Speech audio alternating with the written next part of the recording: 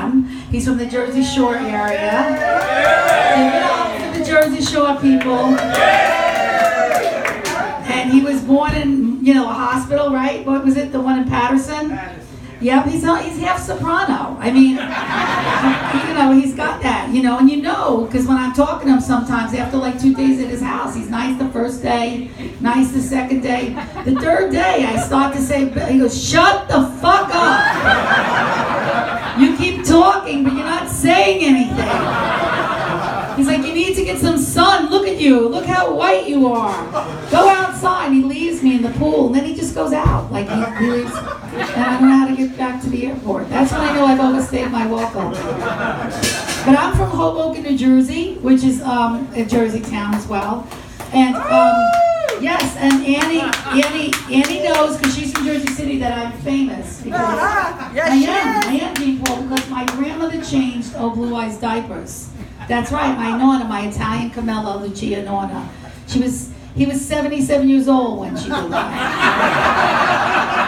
So it made me famous. Yep, we changed old Blue Eyes diapers. But Hoboken is the home of Frank Sinatra and baseball, and like I said, and it's 1 square mile. It's not very far in diameter. You could walk around. I didn't have my license till I was 30. And my mother was this crazy Italian lady. The kind you always felt people had the horns on them. Yeah, it's bad luck, bad luck, bad luck.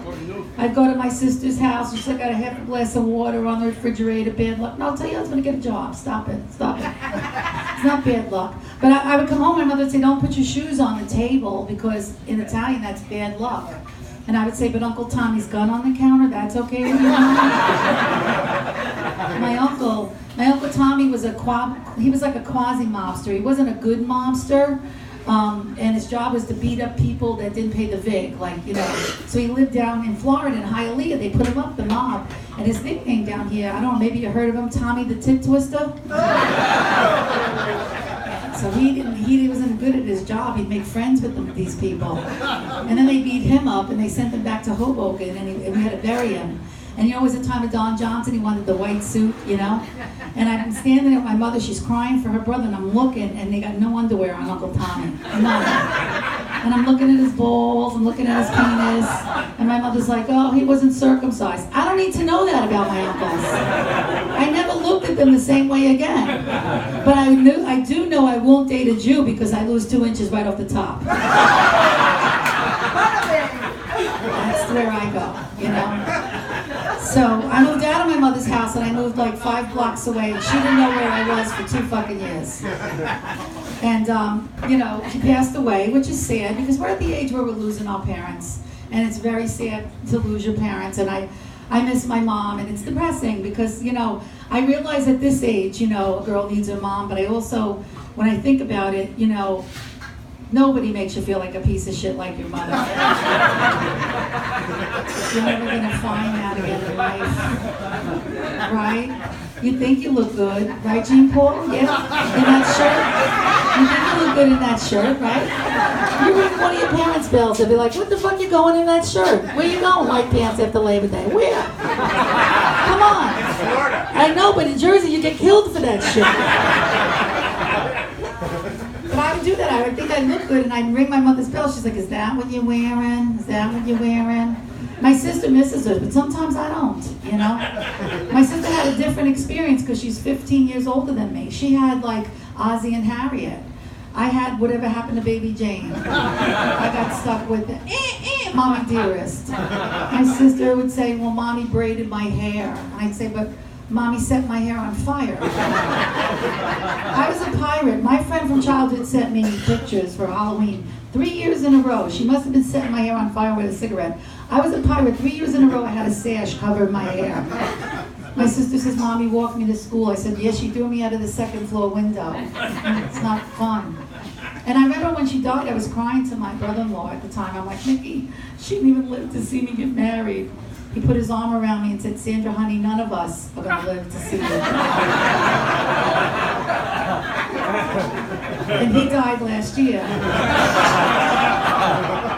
Sure, it's funny now, right? But my criteria changed, you know, like when I met these guys 20 years ago, you know, and I was hot. I still had a chance to get laid. Now, my criteria when I was younger, you know, was tall, dark, and handsome. That's what I wanted. Now, it's breathing with teeth and hair.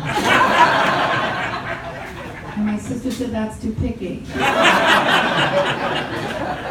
Now Jean Paul limbs are optional. And you start trading down, like I'll take a restless leg, I'll take a lazy eye, I'll take one arm if it ends at the elbow. I don't care. If I can dance with it and hold on to it, I'm good. I'm good. I'm good. Oh, now, is that nice? I did meet a guy. In the house. I did meet a guy. All right, I'm supposed to say to Julie, now this is what I learned in comedy. When she heckles me like that, I'm like, I'm doing my job, Julie. Do I come bother you when you're flipping burgers at McDonald's? I'm supposed to say that. See, that's how I get back at people. You know, when it's guys and they heckle me, I say, oh look, I can see your balls through your pants. You know, and I say stuff like that. You know, but nobody's sitting, so I'm not getting a good view tonight. But I met a guy. I mean, this is back by popular demand. I did meet a guy with a wooden leg, and I was very attracted to him. And he was everything I wanted. But when my friends told me don't talk to me as a wooden leg, I thought the Irish side kicked in. I'm like, oh shit, he drinks like I do. I didn't realize it was a whole wooden leg, you know? So you go back to the room and that shit's by the door. I'm thinking to myself, look, if someone breaks in the room, I could kick this shit out of the burglar with this fucking leg. I was happy. But you know, he didn't want me and I was kind of insulted because technically speaking, I'm a leg up on him. So I wrote him an email. I was so angry, you know. But what happened was we had to go to this event, and it was a dancing event. And I do admit, at least, unlike yourselves, that people from my state of New Jersey are assholes. When I go to conference, I have the biggest bada bing asshole people. And I love this guy, you know. I had my push-up bra on, and we were dancing. He got a little tipsy, you know. We were dancing, and he's swaying to the music. He's holding me tight. I'm thinking, I like this guy. I'm going to make him my own. I swear to God. I didn't care about the leg. I knew there was more room in the bed. I was good. So we're dancing, swaying to the music, and all of a sudden, out of the back, my friend Joe yells out, "Timber!" That was it. He never called me again. I look at these wooden chairs, I get memories. I think, oh my God. And then I dated like this heavyset guy, you know, and he was really fat when I was really thin, you know. And he wanted to be with me and another woman in the bed, like a threesome. And I don't know why you guys like this, but I got insulted. I was like, I got out of the relationship because I'm a Catholic girl, only my knees when praying. So I broke up with him, you know, and the holidays came by. And there I was, skinny Sandra, didn't want to be with another girl and a guy. I thought that was gross. And then as the holidays went by and I got lonely, I thought to myself one day, I says, I should have done it.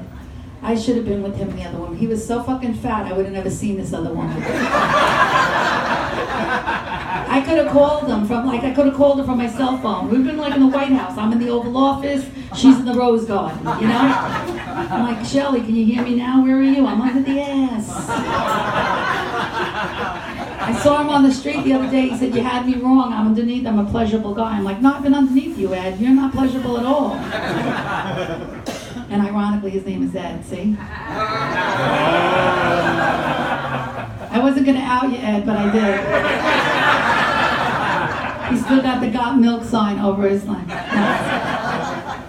So, yeah, so, you know, it's not easy. My friends got married late in life. My best friend, 3 times at 50 years old, and that pissed me off, you know?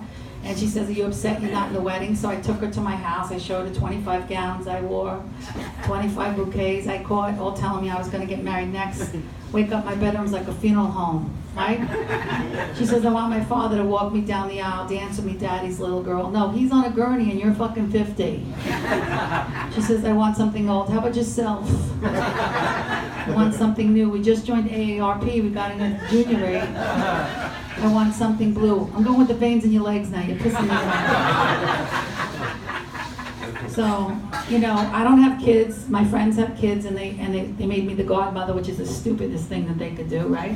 And I walk in the door, and I see my godson, Joey, and he's like, Aunt Sandra, you feel bad you never had a baby? I said, not when I see you, you little shit. It all comes together for Aunt Sandra. I missed his recital when I was living in New York, and he said to me, calls me, he goes, you missed my recital. I said, Aunt Sandra's sick, she has the flu. He said, did you have the swine flu, Aunt Sandra? I'm like, no, what do you think I'm catching in New York? Get out of here. So the next week he calls me up, he says, I told my teacher, Miss Murphy, you had the swine flu. I said, Joey, the swine flu? I said, you tell your teacher, Miss Murphy, Aunt Sandra had the syphilis. That's what she calls it. He said, what's the syphilis? I go, it's like the clap, Joey. If you're happy and you know it, clap your hands. So I'm in menopause right now, and the problem that I have is that I hate everybody and everything, and nobody makes me happy, right? And so's Earl, he's in menopause as well. But menopause is bad because I realized... Earl! Oh, sorry. I can see you, Glenn. I'm supposed to say Glenn, how can you talk with my titty in your mouth? No, but menopause is bad because like I find like I'm very irritable and I hate most people, you know? And I find also now when I cough and laugh, I pee my pants now just a little, you know? And that shit adds up for women. And they come up to me, they're like, what are you wearing? I go, it's urine by Ralph Lauren.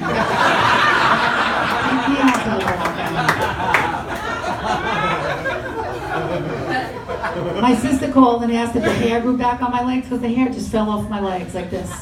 She said, did it grow back? Did the hair grow back on your legs? I go, no, I just have it on my chin and my chest now. She said, I'm always peeing. She's like, the bladder drops in menopause. I go, I'm wheeling mine around like a wet rag in New York City. And in New York City, you know, it's terrible because in New York City, you know what New York City's like? The kids are on leashes and the dogs are in carriages. You know? That's what's going on. It's terrible. And I have this thing when I get on the bus now. It's called the 128 break even. When I'm getting on the bus, because I have my coffee in one hand and I have my cell phone in the other, my ass hits people, I admit it. And I'm trying to get on the bus, and once you get on, it takes off. So I usually really bump into some guy whose legs are in the aisle, and I step on his feet with my heavy weight, and he gets mad, he screams, ah! But then my titties go in his eyes, and he's like, ah. So it's like the 128 break even. Like, he wants to be mad, but oh, this is nice. So I went back to Weight Watchers now because I gained all this weight, and people that know me from 20 years ago, I've become so fat, and I'm just miserable with myself. So I walked back into Weight Watchers, and they said, you know, because I was a lifetime member in 1989, can you believe? And I go back, and they still had my fucking file. And they opened it up, and they go, Sandy Ehlers? I'm like, yeah, that's me. I had Skittles in my pocket. I was disgusting. They says, welcome back to Weight Watchers. Your goal weight is 117. That's my birth weight. I come out of my mother's womb at 117. I'm never going to see that again.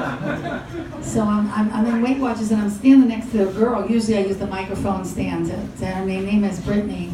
And Brittany, of course, is like thin, but she wants to lose 10 pounds. You know this type, right? And she's like, I want to lose 10 pounds. I'm like, oh, get away from me, you little bitch. You know, she has the plump lips, wraps around her head, you know, the high cheekbones. I'm like, get away from me. We have that in my family too, Brittany. It's just in my family, it's below the waist. I know. You didn't eat yet, so this is good. That one's for me. That's Bill's, believe it or not, that's Bill's favorite fucking joke. He loves the plump lips. He loves it. He loves it.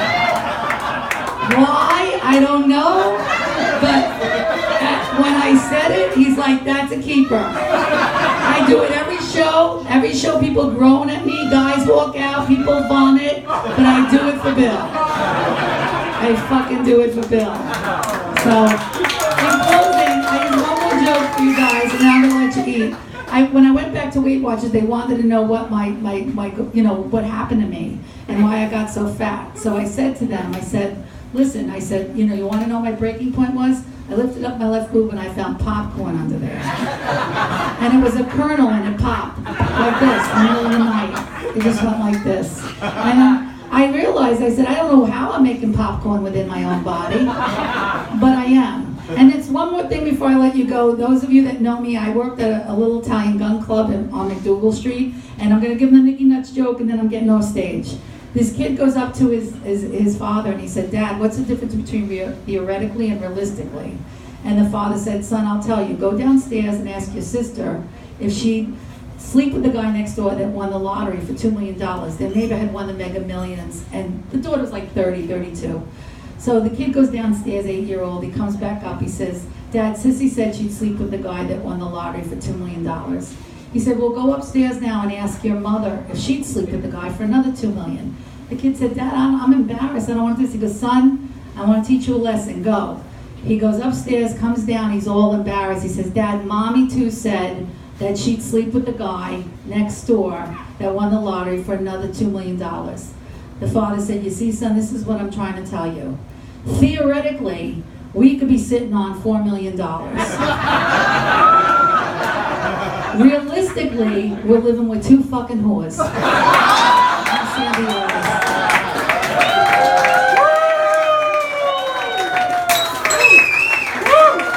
One more set. That's it. This is the only set you get. One more set.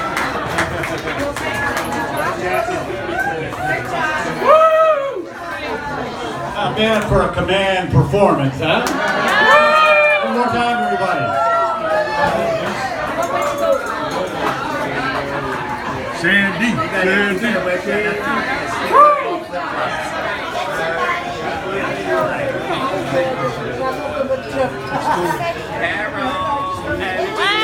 All right, let me take What a good way to end the video. Everybody.